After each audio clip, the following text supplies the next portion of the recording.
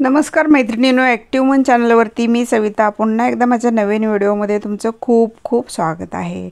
आता उन्हाळा चालू आहे आणि सण समारंभ आणि इव्हेंटसुद्धा आपले लग्न समारंभसुद्धा चालू आहेत सर्वांच्या घरी। आता त्याच्यासाठी आपण काही नवीन रेसिपीसुद्धा घेऊन येतो दरवर्षी। आता सण समारंभ असला की एक गोड स्वीट डिश आपण घरातसुद्धा बनवतो आणि आपले लग्न समारंभ आणि इतर फंक्शनमध्ये सुद्धा एक स्वीट डिश कंपल्सरी असतेच। आणि ती आता उन्हाळा आहे म्हटल्यावरती तर स्वीटमध्ये थोडंसं गोड आणि त्याच्यामध्ये थोडेसे फ्रूट्स असतील तर अतिशयच उत्तम, म्हणजे थंड वाटेल आपल्याला। आणि ही कंपल्सरी झालेली आहे आजकालच्या ह्याच्यात आणि खूप छान पौष्टिक पण आहे आणि चवीला सुद्धा अप्रतिम आहे। आता त्याच्यासाठी खूप कमी साहित्य लागतं आणि घरात सुद्धा आपण बनवू शकतो। आता घरात बनवायला जास्त वेळही लागत नाही, त्याला खूप कमी वेळात बनली जाते। एकदा बनवून ठेवली तुम्ही तर ते कमीत कमी 12 तास टिकू शकते तुमच्याकडे। जर तुमच्याकडे संध्याकाळ पाहुणे येणार असतील तर तुम्ही सकाळसुद्धा ही रेसिपी बनवून ठेवू शकता। आता त्यासाठी मी आपलं नॉर्मलच दूध घेतलेलं आहे। तुमच्याकडे गाईचं म्हशीचं कोणतं दूध मिळत असेल ते घेऊ शकता तुम्ही आणि त्याच्यावरती साई येऊ द्यायची नाही दुधावरती फक्त। आता मी अर्धा लिटर दूध घेतलेलं आहे आणि ते सतत उकळून घ्यायचं, म्हणजे त्याला साईवरती किंवा दुधामध्ये गुठळ्या होणार नाही त्याची आपण जास्तीत जास्त काळजी घ्यायची। असं एक पॅन घ्यायचा, एक जाड बेसचा घ्या तुम्ही पॅन। आणि कढई वगैरे घेऊ नका, कढई तेलकट असेल तर दूध फाटण्याची पण शक्यता असते तुमच्याकडे, त्यामुळे असं पातेलं किंवा स्वच्छ पॅन असेल तरच घ्या तुम्ही। आणि म्हणजे तिखट भाजीच्या पातेल्यात वगैरे सुद्धा तुम्ही दूध उकळण्याचं काम करू नका। हे कढई स्वच्छ घासून घेतली तुमच्याकडे तरी चालेल, तुमच्याकडची स्वच्छ भांड्यात कोणत्याही दुधाचा पदार्थ बनवता येतो तुम्हाला। आता तुम्हाला दूध उकळून घेतलं आहे, दूध काही आठवायची गरज नाही, त्यासाठी मी बघा ही कस्टर्ड पावडर घेतलेली आहे आणि मी ते दुधामध्ये मेल्ट न करता मी आता आपल्या नॉर्मल पिण्याच्या पाण्यामध्येच त्याला आता वितळवून घेणार आहे त्या पावडरला। आता ती पावडर घेतलेली मी 2 चमचे घेतली। मी अर्ध्या लिटर दुधासाठी मी 2 चमचे घेतलेले आहेत। असे पोहेचे चमचे आपले छोटेसेच चमचे होते माझ्याकडे, तेच घेतलेले आहे मी। आणि आता तिच्या पण गुठळ्या होत्या त्या पावडरच्या, आता ती पाण्यामध्ये पूर्ण अशी विरघळून घ्यायची। तिला असं पूर्ण असं विरघळून घ्यायचं, एक 5 मिनिट तिला असं हलवत राहायचं आपण चमच्यानं चांगलं, की गुठळ्या होणार नाही त्याची काळजी घ्यायची। आता मी कपाचंच मेजरमेंट का दाखवले तुम्हाला, तर पाणीसुद्धा अगदी जास्त वापरू नका तुम्ही, कारण दुसऱ्या भांड्यात मी दाखवलं असतं तुम्हाला तर तुम्ही म्हणला ग्लासभर पाणी चालतं का, ग्लासभर वगैरे पाणी नाही चालत। एवढंच पाणी, म्हणजे कप आपला चहाचा कप आहे छोटासा आणि त्याच्यामध्ये 2 चमचे पावडर आणि जे पावडर विरघळण्यासाठी आवश्यक पाणी आहे तेवढंच मी घातलेलं आहे। तुम्ही कुठल्याही दुसऱ्या भांड्यात जरी ते मेल्ट केलं तरी पाणी प्रमाणात घाला, म्हणजे पावडर मेल्ट होण्यासाठी जेवढं पाणी लागते ना तुमचं तेवढंच वापरा। आता हे बारीक गॅसवर ठेवलेलंच होतं आपण दूध उकळत, आता ह्याला सतत ढवळत राहणं हे पण आपलं काम आहे। आणि त्याला साई येऊ द्यायची नाही किंवा अर्धवट आटवून घ्यायचं वगैरे काही नाही। एक 10 मिनिट चांगलं उकळून घेतलं ना दूध, चांगलं त्याला टेस्ट पण येते बघा। जास्त अर्ध आटवत बसायला खूप वेळ लागतो त्याला।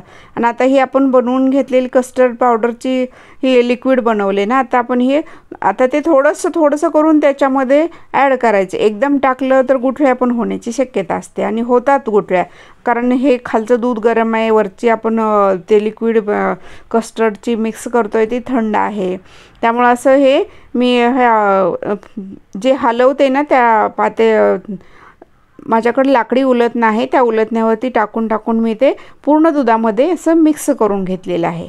तुम्ही पण असं 2-2 चमचे असं मिक्स करा, किंवा तुमच्याकडे दुसरा माणूस कोण असेल मदतीला तर त्याला थोडंसं टाकायला लावा आणि तुम्ही एका हाताने ढवळत राहा, किंवा एकटीला सुद्धा जमण्यासारखं आहे, एवढं काही अवघड नाही आहे।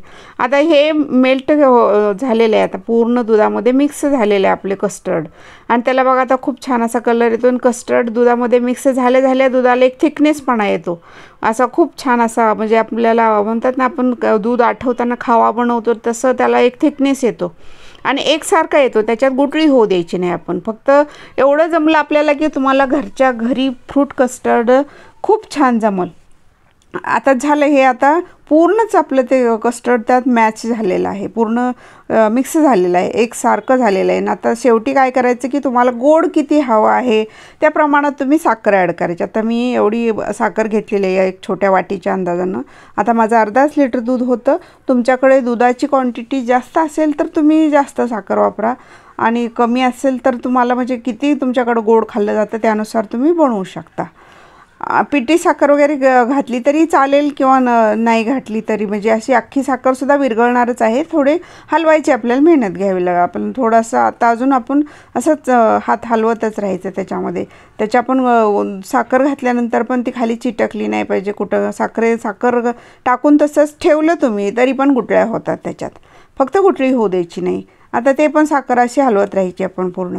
आता साखर मेल्ट झालेली आहे पूर्ण, आता विरघळलेली आहे.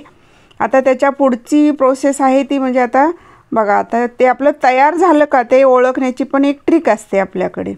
आता आपण प्रत्येक आता पाक तयार झाला तर त्याची गोळी पाण्यामध्ये टाकून चेक करतो. मग आता हे कस्टर्ड आणि हे आपलं फ्रूट कस्टर्ड कसं तयार झालेलं आहे हे सुद्धा आपण चेक करायचं. असे बारीक बारीक उकळ्या येतात, बारीक गॅसवर ठेवलेलं आहे मी आता सध्या. आणि हे बऱ्यापैकी थिकनेसपणा आलेलं आहे ह्याला, आता चांगलं हे गाढं झालेलं आहे असं. आता एकदम पण असं बेसनसारखं करू नका की ते नंतर फ्रूट टाकल्यानंतर ते खाताना आपल्याला त्यातून म्हणजे हातानं उचलावं लागेल, म्हणजे ते मेल्टच राहिलं पाहिजे. एवढं पण आपण आठवायचं नाही त्याला की जास्त ते गाढं होईल. आता हे शेवटाला थोडंसं खाली चिटकण्याची शक्यता जास्त असते, पण पॅनला लागू द्यायचं नाही. आपण गॅस बारीक ठेवायचा आणि ह्याला सतत ढवळत राहायचं. आता बघूया पुढं. ह्याला आता चेक करायची एक छोटीशी ट्रिक आहे याच्यामध्ये. आता बघा, हे आता उलटण्यावरती चांगलं आपल्याला चिटकत पण आहे आणि लागत पण आहे पूर्ण, म्हणजे आता स्वच्छ उलटणं वरती येत नाही आहे. आणि ह्याच्यामध्ये एक रेग मारायची आपण की ती रेग एकमेकात मिक्स झाली तर म्हणायचं की अजून तयार नाही झालेलं आपलं. आता ते मिक्स होत नाही. आता उलट पालट जरी केलं तुम्ही तरी मिक्स होत नाही आहे, अशी ती लाईन राहत आहे त्याची. त्यामुळं आता हे तयार झालेलं आहे. ह्याच्यापेक्षा जास्त आपल्याला तयार नकोच आहे. एवढं फ्रूटसाठी हे योग्य आहे. आता फ्रूटसाठी हे योग्य आहे समजल्यानंतर गॅस बंद करायचा आपण आणि इथंच थांबायचं. आता हे थांबल्यानंतर आपण ह्याला रूम टेम्परेचरवर येण्यासाठी, तो पॅन गरम आहे, पॅनमधून लवकर थंड होत नाही आहे ते. आणि पॅन गरम असल्यामुळं खाली चिटकण्याची शक्यता आहे. त्यामुळे ते दुसऱ्या भांड्यात आपण ट्रान्सफर करायचं. त्याला दुसऱ्या भांड्यात काढून घ्यायचं आणि त्याला रूम टेम्परेचरला येण्यासाठी, थंड होण्यासाठी ठेवून द्यायचं. थंड व्हायला एक तास लागेल आपल्याला. 1 तासाच्या नंतर आता बघूया आपण ह्याला. 1 तास असंच ठेवून द्यायचं ह्याला. बघा, पॅनलासुद्धा खाली काही लागलेलं नव्हतं आपलं, त्यामुळं त्याला सतत ढवळत राहिलं की छान फ्रूट कस्टर्ड तयार होतं आपलं. तुम्ही जर माझ्या चॅनलवर नवीन असाल तर प्लीज चॅनलला लाईक, शेअर आणि सबस्क्राईब करा. आणि माझ्या नवनवीन रेसिपी पाहण्यासाठी रोज माझे शॉर्ट व्हिडिओ आणि लॉंग व्हिडिओ पाहत राहा. आता ही रूम टेम्परेचरला आपली फ्रूट कस्टर्ड आलेलं आहे. आणि आता ह्याच्यामध्ये काय करायचं आहे, आपण आता सगळे फ्रूट्स टाकून द्यायचे. आता मी फ्रूट्स हे थंड होत होतं तोपर्यंत सगळे कट करून घेतले आणि कट करून घेऊन त्याला मी बर्फ ठेवतो त्या कप्प्यात ठेवून दिलं होतं. कारण ते थंड झालं की ह्याच्यामध्ये हे नंतर थंड करायची जास्त गरज नाही आपल्याला. ते फ्रूट्स ऑलरेडीच बर्फ ठेवल्यामुळे थंडच आहे, त्यामुळे ते ह्याच्यामध्ये ॲड करायचे. आता आपण एवढंच काम करायचं आहे. आपण रूम टेम्परेचरला आपलं फ्रूट म्हणजे दूध येत होतं तोपर्यंत आपण हे फ्रूट्स कट करून बर्फाच्या कप्प्यात मी ठेवून दिले होते. कारण बाहेर नॉर्मलला ठेवलं तर हे ॲपल लाल पडतं. त्यामुळे आता हे तुमच्याकडे जे उपलब्ध असतात तेच फ्रूट ठेवा. पण महत्त्वाचं फ्रूट्स आहे याच्यामध्ये डाळिंब तुम्ही अजिबात मिस करायचं नाही. डाळिंब आणि ॲपल कंपल्सरीच ह्यात ॲड करायचे. त्या दोन्हीनं खूप छान ह्याला टेस्ट पण येते आणि कलरफुल बघायलासुद्धा छान वाटतं. आणि मुलांना खायला कलरफुल दिसलं की ते अगदी मजेत खातात. आणि आता हे तुम्ही म्हणाल हे 12 तास टिकतं कसं? कारण सकाळी बनवून ठेवा तुम्ही फ्रीजला.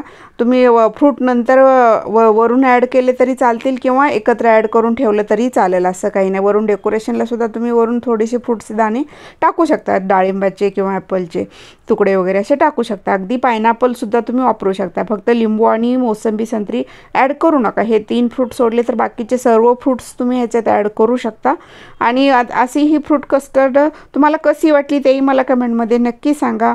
आणि ही फ्रूट कस्टर्ड तुमच्याकडे जर वाढदिवस असेल किंवा काही फंक्शन असेल आणि संध्याकाळी किंवा उद्या सकाळी कुठले पाहुणे येणार असतील तरीसुद्धा तुम्ही ही संध्याकाळी बनवून ठेवली तर सकाळ तुम्ही खाऊ शकता किंवा सकाळ बनवून ठेवली तरी तुम्ही संध्याकाळी हिला खाऊ शकता.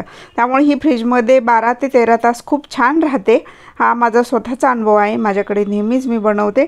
आणि तुम्हाला बनवायला नवीन जरी असाल तरी ह्याच्यामध्ये काही अवघड नाही. फक्त पावडर तुम्ही कस्टर्ड पावडर कोणती वापरता त्यावर सुद्धा खूप डिपेंड असतं. एकतर व्हॅनिलाची चांगल्या क्वालिटीचीच वापरा.